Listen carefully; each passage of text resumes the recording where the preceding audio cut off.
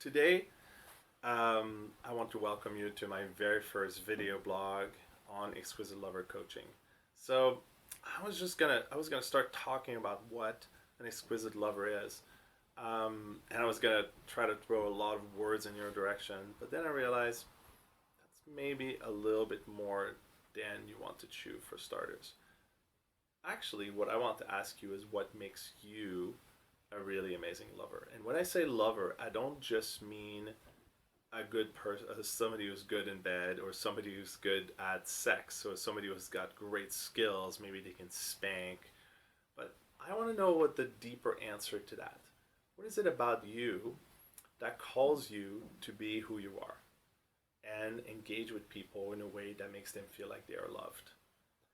If you wear the card in the tarot deck that is called the lover, what would that look like for you? What does it call you to become? What does it call you to be? What are the qualities that are called out of you so that when you show up for people around you in your life, the people that you love most, that they feel most loved? Now, there's such a thing, people, you may have heard about the five love languages. That's one way. Um, but I think there's a wider net that we can cast. What does it look like to love people well? I have a few ideas. First of all, to love somebody well calls for really listening to them and really being present to them. It calls for having forgiveness. It calls for support. It calls for compassion. It calls for big love. It calls for loving them for what they are and what they're not. It calls for loving them as a growing human being. It calls for looking at them and thinking, wow, you're amazing. And I have no idea how you're amazing completely because I'm still getting to know you and probably will for a long time. So that's just a few questions that I ask myself when I meet somebody new that I'm either really attracted to or really fascinated by, or sometimes none of the above.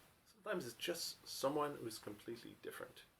And I realize, wow, this is another person and I am me. And all I have is all the things that I know in order to get to know this person, and I know there's a treasure, and there's a really amazing, deep, and diverse and rich human being, or rich organic human being in front of me that's waiting to be discovered. So that's what I have to say about being an exquisite lover without using all my big words. And in the following weeks, in the following blog posts, video blog posts, I'll get a little bit more into geeking out about what does it mean to be an exquisite lover. And then you can just follow me there and see where that takes you. All right? It's great to meet you.